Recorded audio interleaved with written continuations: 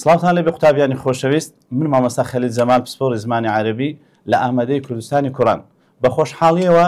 لە ئەکادمیای کوردستان لەگەڵ ئێوەی خۆشەویست دەبم بۆ تۆمارکردنی سەرجەم بابەتەکانمان بە شێوازی وانەی تایبەت. قوتابیانی خۆشەویست لەگەڵمان بن، بە دڵنیاییەوە دەتانگەین بە لوتکە. فەرمون قوتابیان، سەرەتا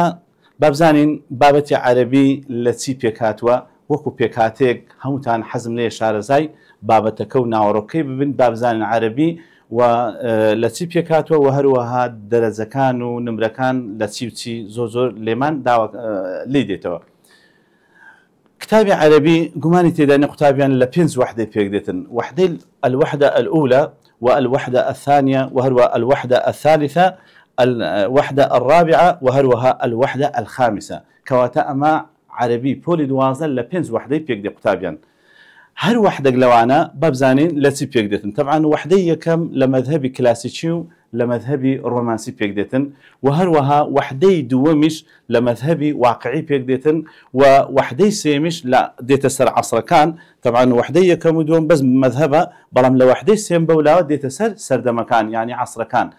وحدەی سێم عەسری جاهلیە، عەسری پێشی ئیسلام، بەڵام لە وحدەی چارەم دێنە سەر العەسر الئیسلامی والئومەوی، یعنی دوو عەسرمان هەیە لە وحدەی چارەم. و هەروەها لە وحدەی پێنجەم دێنە سەر عەسرێکی تر کە ئەویش عەسری عەباسیە، کەواتە ئەو 5 وحدەمان هەیە و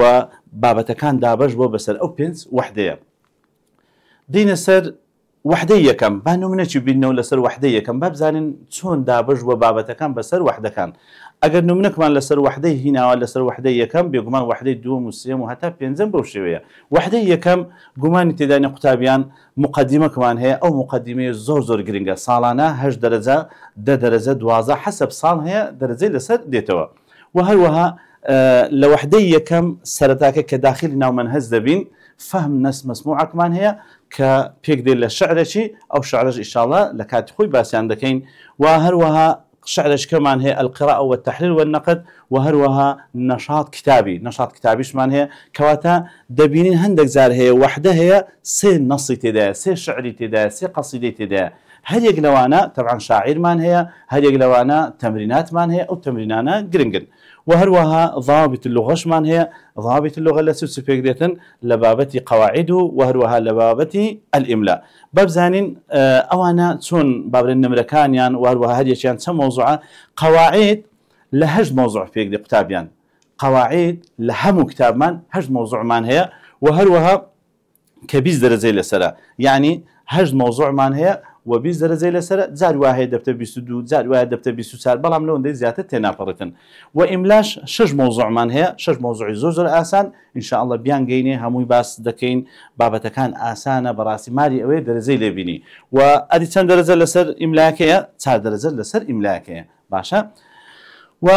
بابەتەکانی تر بابرە مقدمەکە لە چی پێک دێتن؟ مقدمەکە لە بەلاغەیە، تشبيه و تشخيص وأنا إن شاء الله بعض ذكين وكسرتاج وهو جملة إنشائي وخبري لباشا نمط من هي نمطي إعازي من هي وهو نمطي برهاني إن شاء الله أوانش بهمان شيء باشا أوان هرهموي بتمرينات وبحياة الشاعر وبخصائص بهرهموي تندر زي لسرا هرهموي 56 درجة لسرا أقل لي بكتابيا كواتا 56 درجة لسر شرحيات وبلاغه ولسر هم أوشتانا دەبینم لێرەش 20 لەگەر ئێرەش 4 کەواتە 4 لەگە 56 چەند دەکاتە 6 نمرە و هەروە 20مان هەیە دەکات چەند نمرە؟ دەکات 80 نمرە. کەواتە عەرەبی چەند دەرەجەی لەسەرە؟ 80 دەرەجەی خۆی لەسەرە.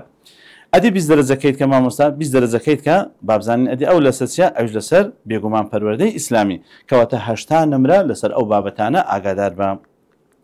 پەروەردەی ئیسلامیش قوتابیان بە تەئکید پەروەردەی ئیسلامیش مەلزەمەیەکمان هەیە تۆی قوتابی دەتوانی لەسەری بڕۆی بە دڵنیاییەوە دەتوانین سەتی لەسەر مسۆگەر بکەین ئەگەر بێت و بە جوانی لەسەر ئەو مەلزەمەیە بڕۆی. پەروەردەی ئیسلامی قوتابیان لە چەند وانە پێک دێ؟ بێگومان لە 15 وانە پێک دێتن. ئەو وانانەش بێگومان پەروەردەی ئیسلام 20 نمرەی لەسەرە کە دەرێن پەروەردەی ئیسلامی و ئاین ناسی معنای چییە؟ یعنی ئەمە 14 وانەمان هەیە بەس باسی ئیسلام دەکا، باسی ئاکارەکانی ئیسلام و شتە گرنگەکانی ئیسلام دەکە، بەڵام ئاین ناسی یعنی ئاینێک کە زیاترمان هەیە بێزگەلەوی ئەوش ئاینی ئێزدیە لە ئاخیروانەی هەیە. طبعا 14 وانە گوتمان باسی دەکە باسی پەروەردەی ئیسلامی. وانەی 15 باسی ئاین ناسی یعنی ئاینی ئێزدی انشاءالله ئەوەش دەتوانن لەسەر مەزەمەکەی لەسەری بڕۆن کەواتە ئەوانە هەر هەمووی طبعا وانەی یەکەم باسی و باوەڕناسی ئەگەر بە کورتی شتێکی لەسەر باسکەین ئەرێنیبوون و نەرێنیبوون ئەوانە ئاسانە پاڵنەرەکانی نەرێنیبوون و هەروەها دادپەروەری یەکسانی ئاشتی هەژاری لەبوونە دیموکراسی ئەوانە هەر هەمووی هەیە لەنا ئەو کتابێک کە پێی دەگوتە پەروەردەی ئیسلامی هەمومان کردیتە هەڵبژاردن و ئەسیلەی وزاری لە ساڵانی 2014 هەتاوەکو دەگاتە 2025 هەر هەمووی تێدا دەتوانێت سوودی لێ ببینی باشە کەواتە عەرەبی بە تەنیان نییە بەڵکو پەروەردەی ئیسلامی و ئایناسیشی لەگەردایە ئەوە وەکو سەرەتایەک دینە سەر یەکەم بابەت سەرەتاکەمان بە پێدانی بعض المعلومات المفیدە لە بۆ بابەتی عەرەبی دەخەینە ڕوو کە زۆر گرنگە 18 لاپەڕمان هەیە ئێمە لەسەر ئەو مەنزەمەی دەڕۆین کە لەژێر دەستی بەڕێستە چاپی نوێمە ئینشاءالله لەسەرەوی دەڕۆین ئەو معلوماتە هەمان ئەو معلوماتێک کە لەنا ئەو مەنزەمەیدا هەیە دەتوانی لەگەڵ ئێمە بڕۆین طبعا هەندێک شتمان هەیە قوتابیان کە زۆر گرنگە هەر کاتێک بەلاغە گوتی وەردە فەن البەلاغی وەردە فەن البەلاغی یعنی چ یعنی هونەرێکی بەلاغەی هاتیە یان الفنون البەلاغیە یان هونەرەکانی بەلاغە هونەرەکانی بەلاغەی چیە لە جملەی ئاگامان لێبیتن یان دەرێ الصورة الفنية الصورة الفنية باشە الصورة الفنية یعنی چی یعنی وێنەیەکی هونەری هەر کاتی ئەو های گوت ئەمە فکر لە چ دەکەینەوە ئەمە یان علم البەیان یان ئەو تەیە علم البەدیع کەواتە ئەمە علم البەدیع و علم البەیانمان هەیە باشە مامۆستا علم البەیان لەمە داوا کراوە نە ئەوە بەس لە بۆ تێگەیشتن علم البەیان یعنی چ یعنی زانستی ڕوونبێژی باشە زانستی ڕوونبێژی ئەدێ علم البەدیع یعنی زانستی جوانکاری باشە ئەوەش هەروەکو معلومات گوتم ئاگادار بە بەڵام ئەوەیان گرنگە الصورة البيانية یان الصورة الخالية دەتوانانی سەحەتی لەسەوەی لێ بدەی لەبوو لەبەرکردن باشە کەواتە ئاگامان لێبیتن ئەو تێبینیە مهمە بابزانین لێرانە ئەمن چ لەبەرکەم لێرانە ئەو سەحەتی لەسەر ئێرە لێ بدە ئەوانە گرنگن ئەو پرسیارانە لەبەر بکە و هەروەها الصورة البيانية الصورة البيانية الخالية چ دەگرتەوە دەرێم التشبيه و هەروەها التشخيص هەر کاتێک پرسیار کرا لەناو ئەسیلەی وزاری گوتی الصورة البيانية گوتی الصورة الخالية ئەتو دەبی دائما فکر لە چ بکەیەوە لە التشبيه و هەروەها التشخيص لەو دوانە تێناپەڕی باشە ئەدێگەر گوتی المحسنات البديعية یان اللفظية ئەوەش لە خۆمان لەبەر دەکەین چونکە پرسیاری وەی تایبەتە بەچ بەو چارەی یان طیباقی دەگرتەوە یان مقابلە یان جناز یان تەوازی کەواتە لەو چارە یەکە چیان دەگرتەوە یعنی ئەو لایە ناگرتەوە ئاگامان لێبیتن ئەدی ئەویان چێ مامۆستا ئەوەی سەرێ ئەویان پرسیارە گشتەکەیە یعنی ئەگەر ئەو پرسیارێک کرد هەم ئەو لاش دەگرتەوە هەم ئەو لاش دەگرتەوە باشە بەڵام سوالە تایبەتەکە بێگومان الصورة البيانية والخالية گوتمان ئەو دوانە دەگرتەوە باش ئەگەر لە پرسیار گوتی الصورة البيانية با جوانتر نمونەشی بینەوە ئەگەر گوتی الصورة البيانية چ دەگرتەوە تشبيه و طباق و مقابلة و جناس چهانیان دەرێم هەبزانە لە سوورەی بەیانی چهانیانە دەرێ مامۆستا التشبيه دەگرتەوە باشە یان گوتی المحسنة البديعية اللفظية ئەتو فکر لە چ دەکەیەوە یان فکر لە طباق یان فکر لە مقابلەی یان لە جیناس کەواتە دەکری ئەوانە هەریەکەیان وەڵامی ڕاست بن بەڵام بە پێی جملەکەی یعنی ئەتو تەماشای جملەکەی دەکەی لەوانەیە تەوازیبی بەس تەوازی هەڵدەبژێری نەک هەر چارەن هەڵبژێری لەوانەیە بەس طباقی هەڵبژێری ئەوان کە هەڵنابژێری بەڵام مەبەستم ئەوەیە ئەگە پرسیاری بەو شێوەیە کرد ئەتو ئەو چارانە فکری لێ دەکەیەوە بزانی بە پێی جملەکەی چیانەوە تمام یان دەرێ وەردە فەن البەلاغی ئەو پرسیارە گشتەکەی ئاگال لێبی الفنون البەلاغیە یان الصورة الفنية بیر لە چیانیان دەکەیەوە دەکرێت تشبيه هەوبی دەکرێت بابرین طباق بی دەکرێت مقابلە بی دەکرێت جناز بی کەواتە هەر یەکەیان دەکرێتن لەوانە تەواو کەواتە بەو شێوەی ئەمە ئەوە فکرەکانمان وەرگرت چۆنێتی پرسیار هاتنەوە باشە ئێستا ئەوجا ئەمە دەچینە سەر چ دەچینە سەر یەکەم بابەت یەکەم موضوع کە ئەمە پێویستمان پێی دەبێت ئەوش الصورة البيانية یان الصورة الخالية ئاگات لێبی ئەو قسەی دەکەم زۆر گرنگە ئەو قسەی دەکەم وریابە زۆر گرنگە ئەوش ئەگەر هاتوو هەر قەسیدەکەم هەبوو تشبيه و تشخیصی تێدا بوو کەواتە قەسیدەکە دەبتە چ قەسیدەکە دەبیتە ڕۆمانسی کەواتە قەسیدەکە دەبیتە ڕۆمانسی ئاگال لێبیتن بە چ دەزانم بە سووەڕی بەیانی با بێمە سەر یەکەم شت التشبيه طبعا تشبيه يعني بيكتواندن هو عقد مماثلة بين شيئين أو أكثر بواسطة أداة التشبيه طبعا بيناسكي اللي من داوا كراونية باشا بكردي لو خود بخينوا بەڵام یاساکانی زۆر گرنگە بابزانم یاساکان چەندە؟ 4 یاسای زۆر گرنگمان هەیە. ئەو 4 یاسای لە خۆ لەبەرکە. یەکەم یاسا طبعا پێش ئەو بچمە سەر یاساکان نمونەکماندا زەید کالأسد في الشجاعة. ئێستا لێرانە کو دەزانێ ئەو جملەیە تەشبیهە لەبەرەوەی دەری مامۆستا ئەها کافەیە ئەوتە ئەداتی تەشبیه هەر جملە کافی تێدا بوو یان مثلی تێدا بوو یان کەئەنەی تێدا بوو بەری مامۆستا ئەو ئەداتی تەشبیهە کەواتە ئەو ئەداتی تەشبیه عادەتەن ئەو کەلیمەی لە پێشی دێ دائما برێ مشەبەهە کەلیمەکەی لە پاشی دێ هەردەم بەری مامۆستا ئەو مشەبەه بهیە کەواتە كلمة زيد دبته مشبه يعني ليتسو وهو الأسد دبته يعني لوتسو باشا كبيد قلت المشبه به عادة لباشي حرف جركي الشجاعة دبته دبته وجه شبه دبته وجه شبه ما مساعد يقول في الشجاعة في كشي بقرده بدل نهاية وفي شي بقرده هرتوا كوات تبرئ في الشجاعة تبرئ الشجاعة هد يكا كوات وجه الشبه باشا كواتا ليلة ولا بو مارون دبتوا أركان التشبيه تسندا عددك تسندا أو لو زاري هاد بوا عدد أركان التشبيه تسندا آية 3 4 5 6 دري تسند دري ما مسا 4 باشا كاكود زاني ما مسا آخر أو يك أو يندو 6 كواتا سارة باشا أو الزوزر مهمة يعني أو أركاننا أو ركنانا لبربكا سكل هالبجاردن لبمان هاد بو زارشي يعني هل هم هنا بس تنها وجهي شبهه كيد بهالبجاردن وجهي بوشاي وجهي ت وجه التشبيه وجه المشبه وجه الشبه بلى وجه الشبه تمام كواتا أركان كان أو زانمان طبعا بين قاعدة كان قلت منظور جرينجا طلبه هي دري ما مسألة بمعنى دزانم بلام أقال لي بمعنى داد نادا أجر أداة كان لبرنكي دبي إلا ببي قاعدة بيتن قاعدة رقم يك أو قاعدة لبربك قاعدة يكم سدري دري كاكا أجر هاتو مشبه بو أدوات تشبيه لغير مشبه به لغير وجه شبه ما مثلا أدوات تشبيه تسوتسه دو أداة من هي أو دو أداة الناس دارا دبي لبريكم يكمين كاف دومين مثل أقل لي بمثل نق مثل نابي تنباشا يعني دبي خاتك لجيري بي ما مثلا دائما أوا بابزانين أليرانا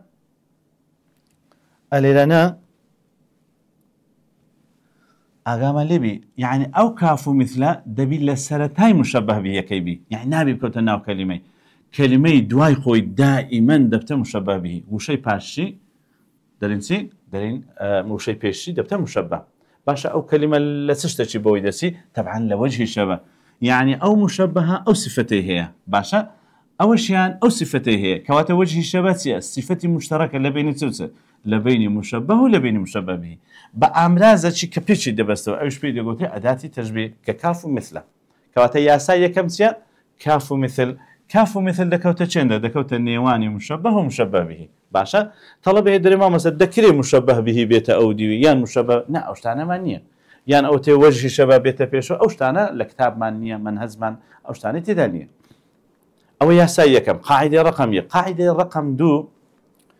أو جارك كأن من هي كأن أقال لي بأوش الأداة تشبيهها بلام كأن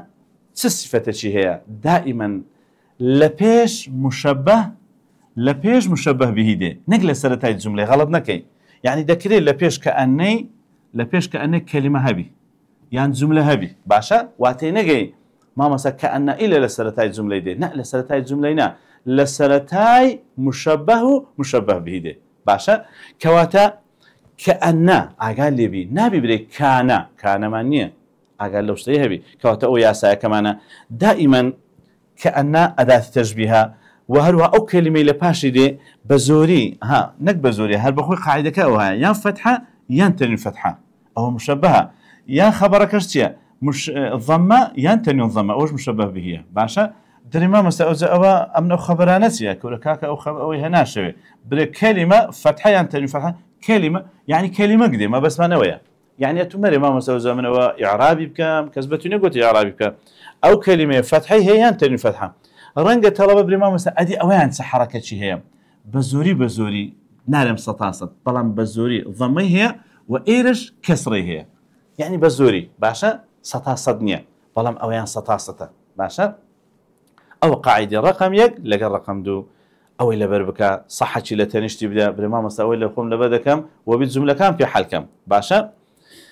كواتا أويان سيا أو شان دبت وجه الشبه وجه الشبه كواتا أركان كانت استا تبيني كمان هي تبيني سيا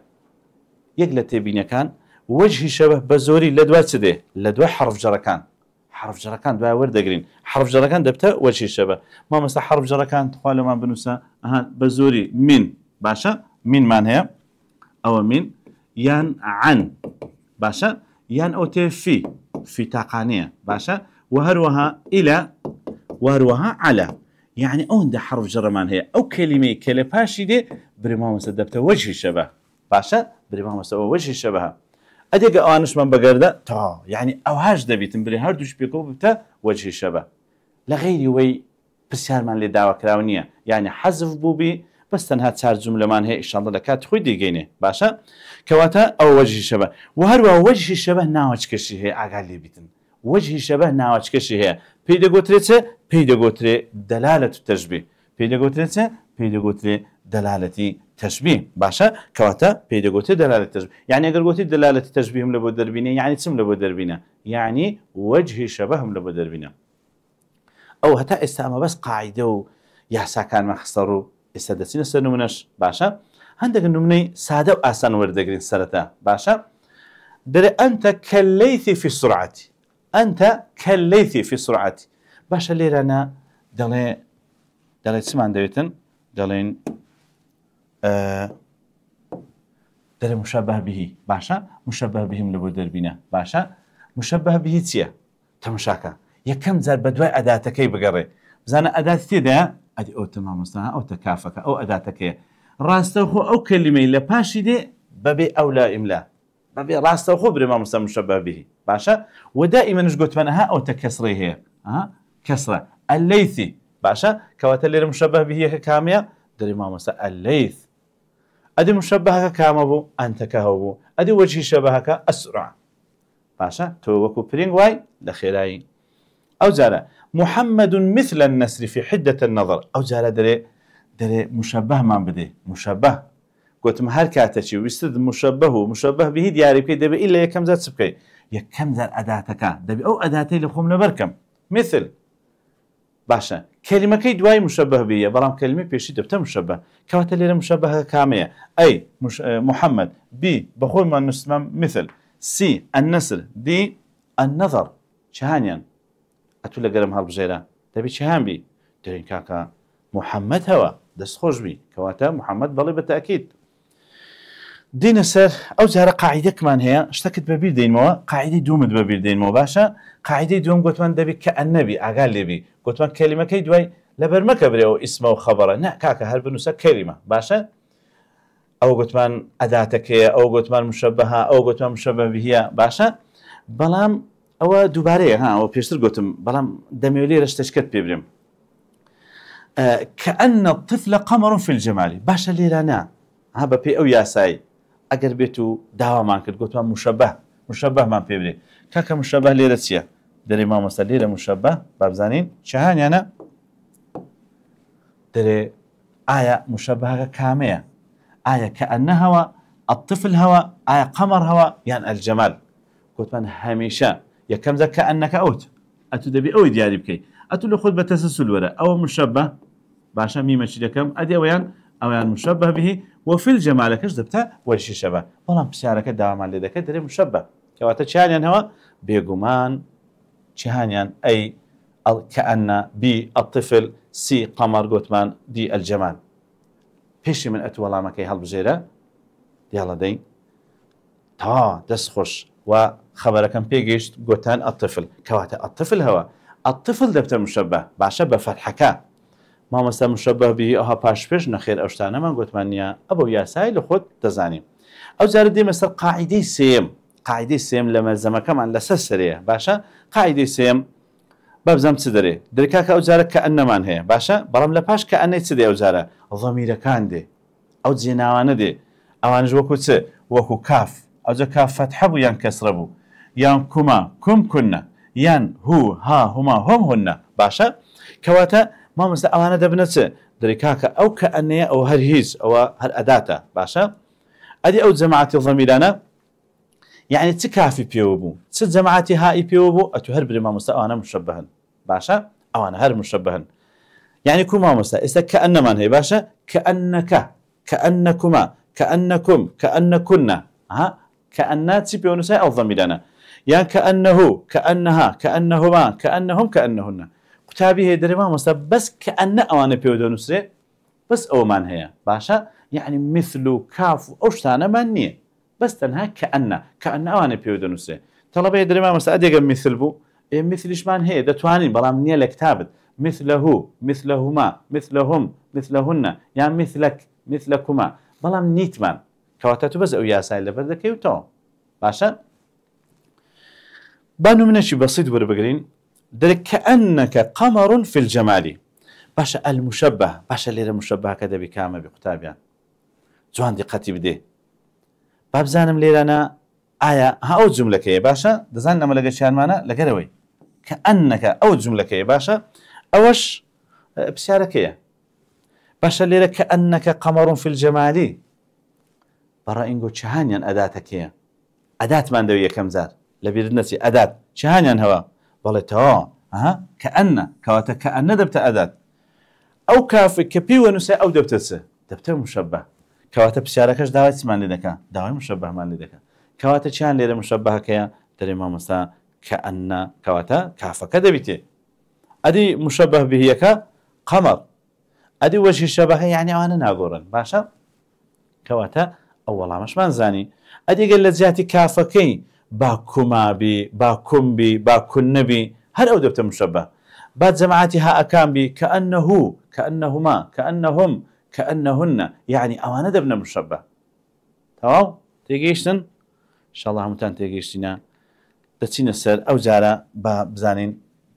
أو زار بسارش كمان درس كذا درن كأنه قمر في الجمال دي على دي المشبه ليه المشبه كامية بابزانين أمن هيس صارنا كم زانم أنقول زانن المشبه في هذه الجملة يلا مشبه من لبوديارك يلا دي دري كأن أداته بلام أوها أدبتت دبيته مشبه كواتا دستان خوش كواتا هاكا دبته مشبه أدي كان مشبه بيك قمرك وعينا بهمان شيء كواتا بابتكن آسانة بس قاعدة كان لبربكن قاعدة كي لبربك أو جملانا هيت بس خين نويا باشا دي مثل قاعدة شترك قاعدة تارمة قاعدة تارم جرينجا أقل بي قاعدة تارم زوزور جرينجا تركيزي خود بخسري باشا قطابيان باشا استدينا سر ياسا كمان يكم زار قطابيان أما كأن مان هي أو زار اشتش السير الرد لكأني كأننا أو بس لسه كأني دبي أقل بي لبو مثل كاف وأشتانا نابي بس لسه كأني أو ما مستا أو تشيء أو مستا تمشاهد كيني ياسا كمان بوشوية باشا أو ياسا كمان بلام لبيش كأني تمشاهد كمي اسم كاتيا باشا ليرة اسم كاتيا بلام يعني سيمر زمان هي ليرة أقل بي سنمر زمان هي سيمرز دبي كم زاد سهبي دري ما مستا دبي كأنها بي أو يك دو دبي تتكهش هبي دري ما مستا دبي أو جماعتها بي ما مستا نابي بيزقل واشتشكها بي نابي دبي إلا كأنه كأنها أدي كافكان جنابي دبي إلا تسبي دبي إلا هابي بلا مرزش كشمان هي دبي إلا بيشي تسهبي برما مثلا بيشي دبي اسم هبي يعني سيمرز دبي إلا بيشي اسم هبي وكأن ولا غير ضمير كان أو مقصد السماء مثلا دكاتر مشبه من هي دكادو مشبه من هي أو جماعاتها هموي بيدا قوتر مشبه واسمكي بيشي ايش بيدا قوتر مشبه باشا كواتا دو مشبه من هي دري ما مستا باشتي نگيشتم او اسماء با بيشي هم او بيمستري او اسماء اقال لي بي يان الفلامة باشا يان الف يان ناوى ناوي مروف اقال لي بي لو خود لكن خود لسما الزمكج نسيت من يان ناوى يان اوتيا الفلان بيويا باشا كواتا تسال مشبه من هي دو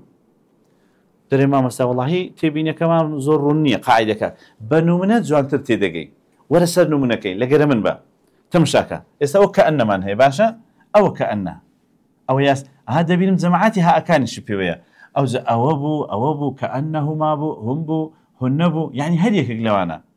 ما مسا أوها أنا لو شي قريته أوها أنا لبو كلمة كيف يشخوي لبو الطفل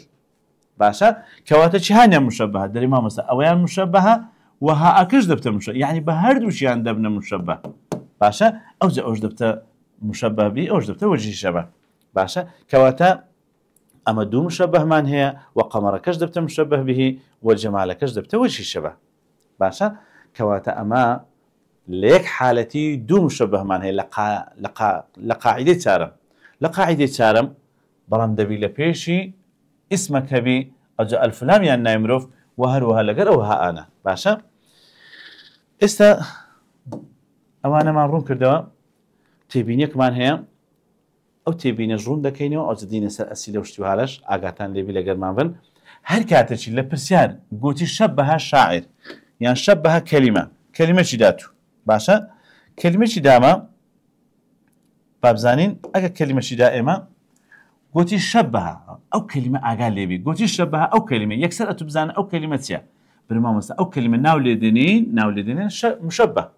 يعني بدواي سداد قري بدواي مشبه به ما مثلا ما بس تشي والله باش تينا جيشتم بنمنا زوان تتيدقي بروابك أوش أنا بس بنمنا ورا التطبيق كلا سنمنا كان دري الطفل كأنه قمر في الجمال باشا كواتيستا أو نمنا من هي بزانا لبرسيار دريته شبه الطفل إيه أمشوا تلقروي ما هر كاتي قوتي شبهها أو كلمة يعني أتو يستناو لو يدنيتي برما مثلا أو يعني مشبه يعني أتو بدواي سداد قريب برما مثلا بدواي مشبه به داد قريب يلا بزانا لو جملة مشبه به كاني يلا أين المشبه به برما مثلا ها أو ها الأخوة مشبهة طفلكش الأخوة مشبهة أدي كاني مشبه به دري قمر كهوة كواتا والله مراس يعني أنا قمر هوا عقاما اللي بيتن ما مستا دوباريكو مشكلين دوباري دكينو هر كاتشي قوتي شبه الطفل يعني برما مستا أو دبت مشبه يعني أتو بدواي سدادة قري بدواي مشبه به هر كاتك أو برسياريكت أتو بدواي مشبه به داب قري باشا لخود لبريكا يعني تسلا بركة ما مستا ها أو دملو لبركة شبه كلمة يكسر أتو بدواي سدادة قري برما مستا بدواي مشبه به دادة قري أو برسياريكت أتو بدواي داب قري باشا أو بالنسبة أو برسيارش دي نسر أو أجر هاتو أداة تشبيه هبو كافو مثلو كأنه أجر هبو أدي أجر نبو ما مسا أقال لي بي أما تار ياساي زور جرينج مان هي تار ياساي زور جرينج مان هي قتاب يعني خوش شويست أو أداة تشبيهانا محذوف دبي يعني كافو مثلو كأنه باشا رجدبتو ولا رستي كدرم محذوف يعني رجد بيتو أوش كان جن ما مستا دبينم أجر هاتو لنا ورستي أنتهبوا يعني أوتي هو هي يعني أوتي الفلام يعني نايمروف باشا يعني نايمروف ها بزانا أجر زمعاتي أنت زو خوشر ده أنت بي با أنتما بي أنتنا مشكلة مانية يعني هو وهي كاكبا هما بي هم بي هن بي تشش مانية يعني أوتي الفلام أجر لي بي زور مهمة يعني نايمروف عقما لوش تانا بيتن باشا دائما ليرانا اواني يكام ناوي ليبنيتسه برما مستا اوانا هم بيان درين مشبه كلمه كي دواي درينتي درين مشبه به دائما بسيار ليرا كودكا دائما بسياركي كدكا درما مستا مشبهك هو در مشبه ليرا كاميه يعني دري مشبه به كاميه يعني دائما بخوي دري مشبه يا مشبه به باشا اتو كلمه يكام أنت هو وهي وأنا أبو برما مساوانا مشبهة كلمة يدواش راس الخود دبته مشبه به تمام أو جاي استنى من اللي سدينه إذا صار شيء أو هاد بو ديقو أنت نجم في رفعة وضياء تشتليك العيون شرقا وغربا باش اللي لنا بمن دري مشبه كامل أتو تمشادك هي برو بقرب زانا آية كاف يا مثل يعني كأن لنا أو جملة هي نابينيو ويانا كاتيدا تيدانية أدي تبكين باشا أما درين كاكاها أنت أو أنت أو دبت مشبه كلمة كي دواشي دبتت مشبه به بتسلسل ولا باشا كواتا أنت مان هي أو مشبه أزو عفوا أوان مشبه بلا مشبه به كج نجمك في رفعة واضية أو دج دتوانم هردو شي هالبجيرم برم كاكا هردو شيان وجهي شبهها دتوانم بز رفعة كش هالبجيرم بلام لبروي واوي حرف عطف لبينياه دتوانم هردو شي هالبجيرم باشا يعني أو هاد بوصالة شي ديقو هو البحر غصفه إذا كان ساكنا باشا ليرانا شهانيا مشبهة بقرب زانا آية كاف ومثله كأنها هي طلب يدري كان نا كاكا كان هونية باشا بلام هو أو مامسا هو من هي كواتا هو أتناي لبني بري مامسا أو مشبهة كهو من هي ها أو تهو ليرة هي باشا أدي هي أجا هي همان هبا هي جدبو أدي الفلام كيدواي البحر كواتا بري مامسا البحر جدبته مشبه به مامسا وجهي شبه ليرة ديارنيا يخلي ديارنيا بسيارش مال لنا كاتن كواتا لو جملة كديارة أو زداوا دك أجنا نبو وازل بينا يا صالح أو هاد بديقو هي البدر حسنا تيقو أو وكو مانجي تسواردي لجواني باشا كواتا أو وكو مانجي تسواردي لجواني بابزاني مشبه ليلة كامية تمشاهدة كيمي كاف مثل كأننية أجل نبو تسبكين أتو دائما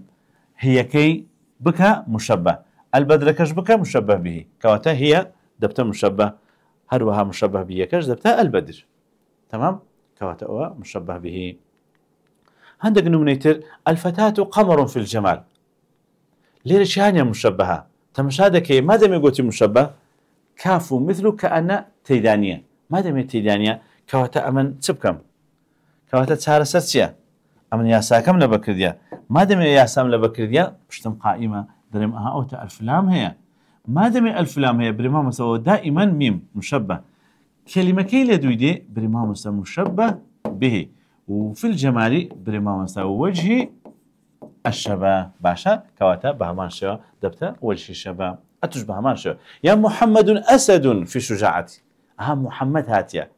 برام كافو مثل كأنتي لا تيدانية كواتا محمد كمشبهة وهروها أسد كش دبتا وجه باب المشبه به الجمال كش دبتا وجه الشبه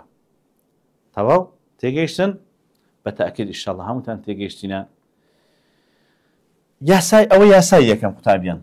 طبعا ياساي يكم أجر هاتو كنجن ديسر ياساي يكم أجر هاتو رزان أقصي لبير مكان أجر هاتو أداة تشبيه لرستا نبو يعني أوجد ديسر أقصاني من باشا أديك أداة تشبيه أبو خلوشتاني من مدى برو سر ياسا كاني بيشو باشا ديما سر ياساي دوام قطابيا ياساي دوام باتي دبقينم عندك جار هي فعل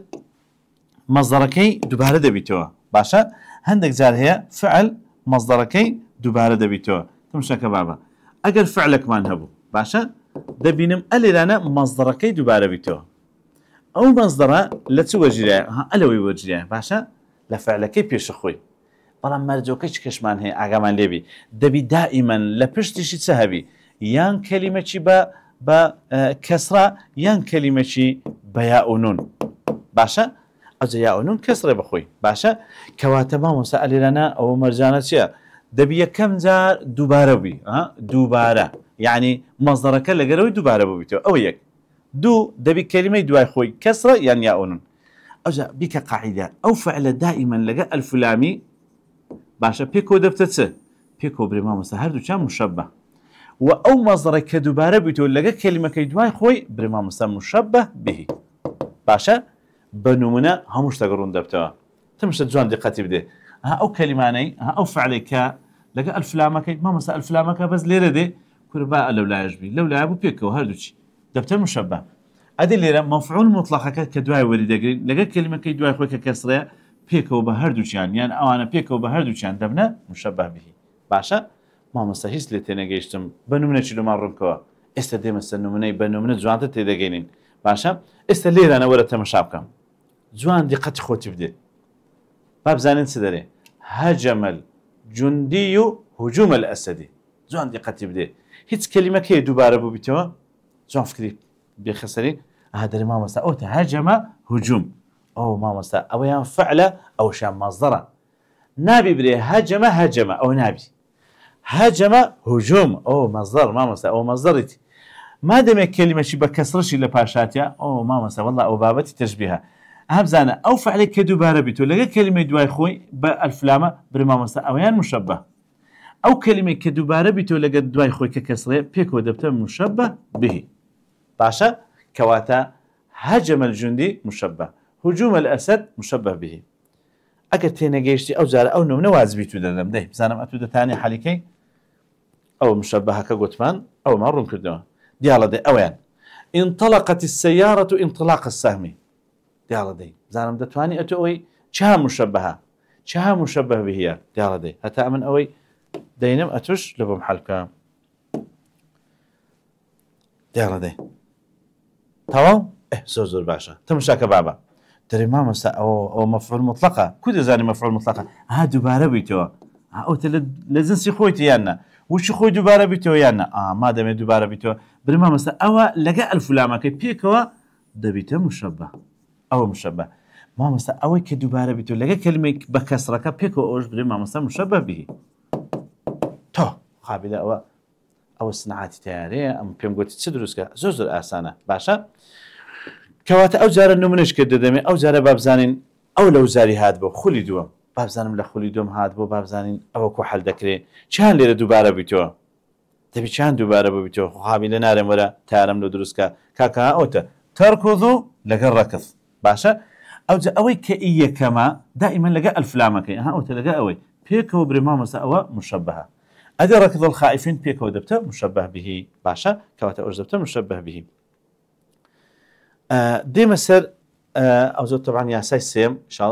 هەمووتان تێگەیشتن ئەو جارە دەچینە سەر یاسای سێم یاسای سێمیشمان مایە لەگەڵ یاسای چارەمیشمان هەیە بەس بە جارێک ئەوەی حەڵکەین تەبعاً ئەو جارە کانەمان هەیە کانەشمان هەیە ئاگامان لێبیتن لە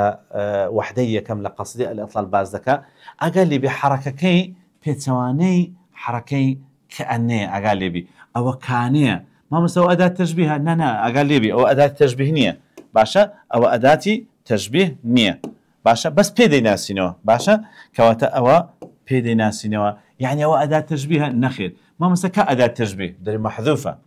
لە پاش کانێ ئەو کەلیمەی کە دێ ضەمەی هەیە یان تەنوین ضەمە بری مامۆستا ئەوە مشەبەهە ئەدی ئەوەی فەتحەی هەیە یان تەنوین فەتحە بری مامۆستا ئەوەش مشەبەه بی با نمونەشی بەسیط بینینەوە دركان محمد أسدا في الشجاعة ليرانا باس التشبيه دي تقولي دركاني أداة التشبيه دي أداة التشبيه محذوفة بس ليرا بتسبي ناس مو كبابة كمان تشبيهها بكاني بينا سوا أجرنا هالوازي لي بينا حساب كهرنية أو كلمة يكمل الإمام سأويان مشبهة أسدا كذا دبت مشبه به باشا أو زي ليرانا أقال لي بي مشبه دكري بيت بيشوا بس ليرة أنا أقل بي مشبه ليرة دكري بيت بيشوا كوب زان الماموستا لباش كاني دائما كان الفتحة يعني الفتحة دي كواتب ديار محمد هيك كواتب بيشوا كواتب مشبه ليرة كامي ماموستا ليرة مشبه درين محمد وهروها مشبه بهش أسدكية يا فؤادي لا تسل أين الهوى كان صرحا من خيال فهوى ليرة أنا بابة تشبيه من هي ليرة أنا هاوتا كان من هي كواتا أو كلمة دبتت هاتن فتحية الراس وخو هاتيا برمام مستوى مشبه بهي أدي كان مشبهك لو حالة إلا مشبهات تبيشوا باشا كواتا مشبه برمام مستوى الهوى ما مستوى أدي كان الضمة الضمة بدر نكديا يعني بيزناك كواتا أدي مشبه بهيك مشبه بهيكش صرحنا باشا أوج ياساي سيم طبعا آخر ياساي تسارمة یاسای چارەمیش بابزانین ئینە زۆر گرنگە ئاگا لێبی ئینە زۆر نازدارە بە ئینەی ڕادەزانین ئایا بابەتەکەمان تەشبیه هەیەیاننا طبعا کەلیمەکەی دوای خۆی یان فەتحە یان تەنوین فەتحە یان ضەمە یان تەنوین ضەمە عادەتەن ئەوەی فەتحەی هەیە یان تەنوین فەتحە دەبتە مشەبە باشە یان جاری وا هەیە ئەو کەلیمەیە نایە ئەدی چ دێتن جەمعاتی کافەکان إنك إنكما إنكم إنكنا يعني إنه إنهما إنهم إنهن يعني أوانا أجل أوانا هاد بالإمام مشبهة أدي أويان دبتا مشبه به باشا بابزان من السري إن محمدا أسد في الشجاعة يلا شهانيا مشبهة مشبه له البجيلة ده الإمام لباشي إني دائما لباشي إني دائما سديتن دائما تنين فتحة بالإمام أويان مشبهة أدي أويان أو شندبته مشبه به باشا كواتا محمدك مشبهة وهروها أسدكش مشبه به في الشجاعتكش دبته وشي شبه أو من من هي إن الرسول لنور يستضاء به باشا اللي لنا آية مشبه من هي در الإمام الرسول دبته مشبه باشا وهروها نوركش دبته مشبه به باشا أو شنبه ماشي أو صال خلية كم أبسي وزاري هادبو كزوزور جرينجا باشا إنك شمس والملوك كواكب دي أنقول لك من بن إنك شمس والملوك كواكب ليلة دري أجد في البيت طبعا هو بيت يشدور دريجة ئایا چەند تەشبیه تێدا تەشبیه واحد تەشبیهان یان تەشبیهین یان ثلاث تەشبیهات یان ئەربع تەشبیهات دیاڵە دەی با بزانین ئایا دەزانن چەند تەشبیه تێدایە دەڵێ مامۆستا وەڵاهی هەز دەکەم ئەها ئینەکە ئەو بە ئینێ ڕادەزانم مادەمێ ئینە هەیە باشە مادەمێ ئینە هەیە کەواتە بە ئینەی بیناسەوە باشە کەواتە دەڵێ کاکەوە بۆی دێناسمە ئەو کافە دەبتە چ دەبتە مشەبە ئەدی شەمسەکە مشەبە بهی ئەو مامۆستا ئەدێ لێرەش ئەلفلامیش هەیە کەواتە ئەوەش برێ مامۆستا مشەبە ئەدێ ئەوە دەبتە چ مشەبە بهی کەواتە هەر کاتەچی بیکە قاعدە طبعا مشەبەکە لێرە چێ کاف مشەبە بهی یەکەش چێ شەمس هەر کاتەچی مشەبە و مشەبە بهی هەبوو ناوی لێ بنێ مامۆستا ئەوە یەک تەشبیه باشە ئەدی مشەبەهش کەشمان هەیە ئەلملوک ئەها یاسای یەکەم ئەلفلامی هەیە بە ئەلفلامەکەی ڕابزانە گوتمان ئەگە ئەلفلام هەبوو ناوی لێ بنێ مشەبە کەواتەوە مشەبەهە ئەدی مشەبە بهی کەواکب باشە کەواتە مشەبە و مشەبە بهی پێی دەگوترێت تەشبیهێک ئەو تەشبیه یەکەم مشەبە و مشەبە بهی دیسان دەبتە تەشبیه کەواتە دەبتە چەند تەشبیه دەبتە دوو تەشبیه هەر کەلیمەیەک ئاگا لێبی هەر کەلیمەیەک پاشگیری ئەلف و نون یان پاشگیری یا ئونونی پێوە بوو یعنی دەکا دوو تەشبیه دەکا دوو تەشبیه باشە کەواتە ئەو جوملەی چەند تەشبیه تێدایە تەشبیه واحد یان تەشبیهان ئاگا لەو پاشگرێبی یعنی دوو تەشبیه یان ئەو یا ئەو نونە یان ثلاث تەشبیهات یان ئەربع تەشبیهات کەواتە چەندە دەری مامۆستا دوو تەشبیه تێدایە کەواتە بی دەبتە وەڵامی ڕاست کەواتە ئەوە بابەتی تەشبیه بەم جۆرە هاتینە کۆتایی بابەتی ئەم جارە تا دەرسێشتر بەخوای گەورەتان دەسپێرین خواتان لەگەڵ